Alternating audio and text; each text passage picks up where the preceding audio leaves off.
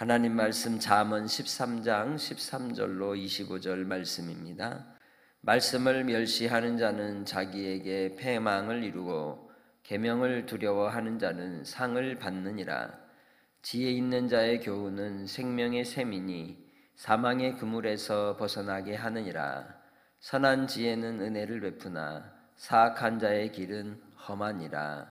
무릇 슬기로운 자는 지식으로 행하거니와 미련한 자는 자기의 미련한 것을 나타내느니라. 악한 사자는 재앙에 빠져도 충성된 사신은 양약이 되느니라. 훈계를 저버리는 자에게는 궁핍과 수욕이 이르거니와 경계를 받는 자는 존영을 받느니라. 소원을 성취하면 마음에 달아도 미련한 자는 악에서 떠나기를 싫어하느니라. 지혜로운 자와 동행하면 지혜를 얻고 미련한 자와 사귀면 해를 받느니라. 재앙은 죄인을 따르고 선한 보응은 의인에게 이르느니라. 선인은 그 산업을 찾아 손손에게 끼쳐도 죄인의 재물은 의인을 위하여 쌓이느니라. 가난한 자는 밭을 경작함으로 양식이 많아지거니와 불의로 말미암아 가산을 탕진하는 자가 있느니라. 매를 아끼는 자는 그의 자식을 미워함이라. 자식을 사랑하는 자는 근실히 징계하느니라. 의인은 포식하여도 악인의 배는 줄이느니라. 아멘. 사람은 무엇으로 살까요? 먹는 것으로 산다고 말하기도 하지만 많은 경우에는 사랑으로 산다라고 얘기합니다. 사랑을 받고 또 그 받은 사랑을 우리가 소화를 시켜 그 사랑을 나누어 줌으로 삶의 의미와 가치를 누리며 사는 것이죠. 그 사랑에 근거하여서 우리가 하고자 하는 마음을 우린 소원이다라고 얘기합니다. 바라는 것, 하고 싶은 것, 그리고 그 바라는 것이 우리의 삶의 의욕과 열정을 갖게 하여서 무언가를 하고 싶은 마음이 생기고 영향력을 미치고 싶고 또 이 땅에 무언가를 남기고 싶다고 생각을 하죠. 그래서 호랑이는 죽어서 가죽을 남기고 사람은 죽어서 이름을 남긴다라는 말도 있습니다. 우리가 이 땅에 살아간 삶의 그 의미가 우리의 세 글자 이름을 남김으로 과연 우리는 살아가고 있는가 생각해보는 시간이 되기를 원합니다. 잠언서에 여러 번 거쳐서 나오는 단어 중에 하나가 이 소원이라는 단어이죠. 소원을 어떻게 이루는지에 대한 방법을 제시하고 있습니다. 그 소원에 대한 그 첫 번째가 바로 우리 안에서 만남을 통하여 우리 눈이 뜨이게 되고 또 우리가 갈 삶의 방향을 찾게 됩니다. 미국으로 이민하는 경우에 많은 사람들이 처음 공항에서 만나는 그 사람이 자기 길이 된다고 얘기를 합니다. 그래서 목수가 자기를 환송 나오면 그 사람 목수가 되고 목사가 나오면 목회자의 길을 가게 되고 이렇게 어떤 사람을 만나느냐가 그 사람의 길이 되고 또 삶의 노선이 되는 것이죠. 여러분 어떤 사람을 만났습니까? 그리고 어떤 그 사람을 통하여 여러분의 삶의 길이 지금까지 이어져 왔습니까? 그러나 주 예수 그리스도를 만나면 그 길은 생명의 길이 됩니다. 그래서 그 소원을 따라 하나님께서 주시고자 하시는 궁극적인 우리의 마음의 가장 큰 소망은 예수 그리스도이심을 본문은 계속해서 이야기하고 있죠. 그래서 그 예수 그리스도로 우리에게 이루어지는 그 생명을 말씀할 때에 생명나무 혹은 생명길 그리고 생명의 샘, 생명의 근원, 생명의 속전이라는 단어들을 통하여 우리가 마음에 정말 원하는 건 살고자 하는 것, 생명에 있음을 잠언서는 얘기하고 있는 것이죠. 참 살아있음을 깨닫고 또 느끼는 것은 사랑받음에 있고 사랑함에 있는 것입니다. 그래서 우리의 마음의 소원이 사랑을 따라 하나님의 은혜를 누리고 하나님 안에 발견되어지는 주의 백성들이 되시길 바랍니다. 그러기 위해서 우리는 사귐을 중요하게 여겨야 합니다. 본문 13장 13절로 25절의 말씀을 통해서 그러한 내용들을 살필 수가 있습니다. 과연 여러분의 친구는 누구입니까? 그리고 여러분은 누군가 동역을 하고 누구와 함께하고 있습니까? 그것이 결과적으로는 나의 소원을 이루는 길인지 혹은 멸망에 이르는 길인지를 잘 살펴 동행이 되기를 주의 이름으로 축복합니다. 요한일서 1장 7절에 그래서 하나님과 우리의 사귐은 빛 가운데의 사귐이라고 얘기합니다. 예수의 피가 우리를 깨끗게 하고 그리스도 예수 안에서 하나님과 하나 되는 은혜가 빛 가운데 사귐이라고 말씀하고 있는 것이죠.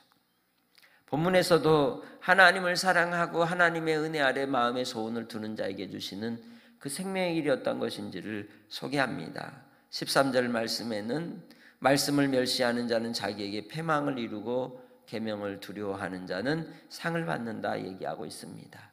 말씀이 우리의 동행이 되고 말씀이 우리의 동역이 되어야 그 사람에겐 상이 있다고 우리에게 교훈해 주고 있는 것이죠. 오늘도 여러분의 한날의 삶이 하나님의 말씀이 여러분의 동행이 되고 또 여러분 안에 누리는 양식이 되기를 주의 이름으로 축복합니다. 뿐만 아니라 하나님이 주시는 그러한 동행은 은혜가 나타납니다. 사랑이 나타납니다. 위로가 나타납니다. 그 길은 평탄과 형통의 길로 인도함을 받게 되는 줄 믿습니다.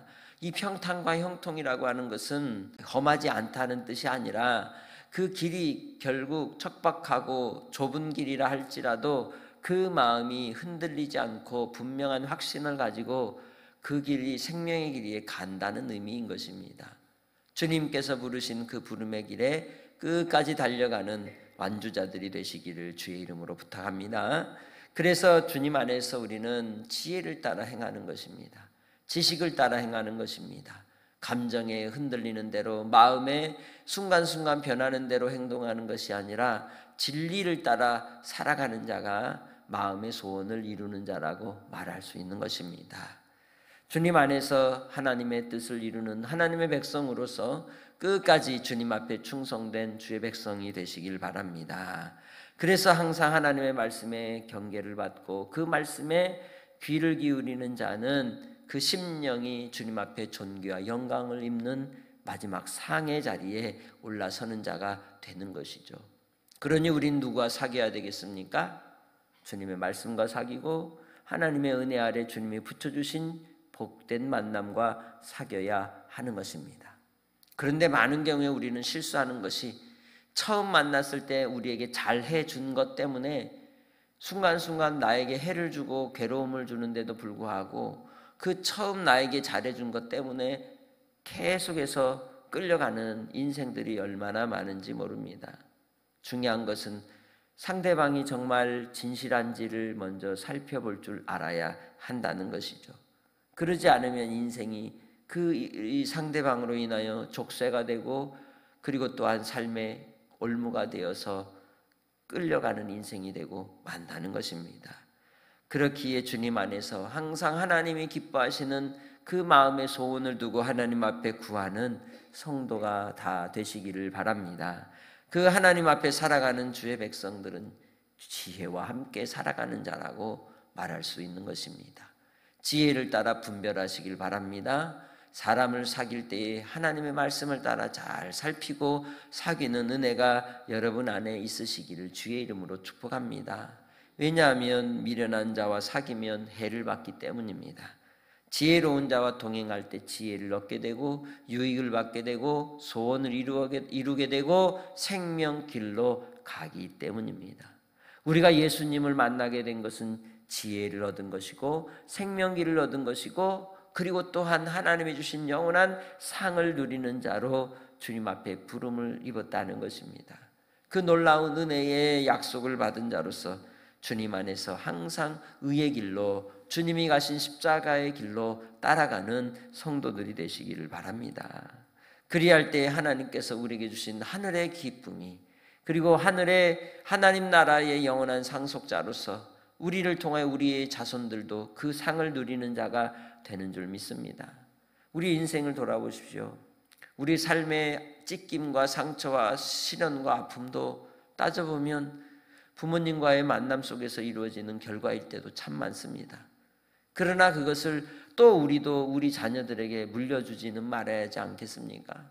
좋은 것은 자녀들에게 넘겨줘야 되겠지만 해롭고 상처와 찢긴 잘못된 만남과 같은 그런 아픔이었다면 그것은 나에 대해서 끊어버리고 자녀들에게, 후손들에게 하늘의 상급을, 하나님 나라의 기업을 이을 수 있도록 복된 의만을, 하늘의 의만을 나누어 줄 수 있는 그러한 삶으로 나 자신이 철저히 돌이켜 복된 만남의 사람이 되기를 주의 이름으로 축복합니다. 그것이 우리가 이 땅에서 이루어야 될 사명이 아닐까요?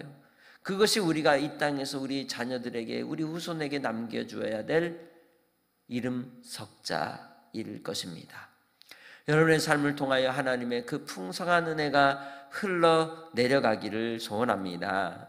그래서 하나님의 그 뜻하시는 바가 이루기까지 끝까지 우리는 분별력을 가지고 이 세상 가운데 살아갈 때에 작은 것이라 할지라도 하나님이 주신 그 자네 소득에 감사하며 만족하고 자족하며 우리의 마음이 욕심에 끌리지 않고 항상 하나님이 주신 그 땀의 소득을 따라 하나님이 주신 분복을 누리는 삶으로 살아가시기를 주님의 이름으로 축복합니다.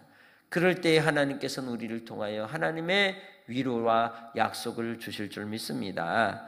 끝까지 믿음으로 살고자 하는 자에게 그 심령에 풍성함을 주시고 부유함을 주시고 또한 배부르게 해 주실 줄 믿습니다.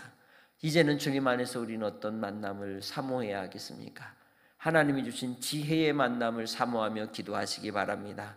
오늘도 하나님 아버지, 나와 동행하는 사람이, 오늘 내가 만나는 사람이 속이는 자가 되지 않게 하시고 혹 내가 분별력 있게 분별하게 하시고 나 역시도 주님 안에서 누군가에게 유익을 줄 수 있는 멘토와 같은 그러한 사람이 되게 해 주셔서 내 안에 있는 예수 그리스도로 말미암아 세상 가운데 선한 영향력을 미치는 예수 그리스도의 새 이름을 갖는 하나님의 자녀로 오늘도 살게 해 주옵소서 기도하고 그 빛된 복된 사귐을 위해 오늘 이 새벽을 구하는 성도들이 다 되시기를 주의 이름으로 축복합니다. 하나님 아버지 감사합니다. 오늘도 우리는 주님 안에서 만남이 있습니다. 누구를 만나든지 그 가운데 우리를 통하여 지혜가 흘러가게 하시고 복이 흘러가게 하시고 하나님의 사랑이 흘러가도록 우리의 마음에 소원을 두게 하시고 주님 앞에 쓰임받는 종들이 되게 하옵소서.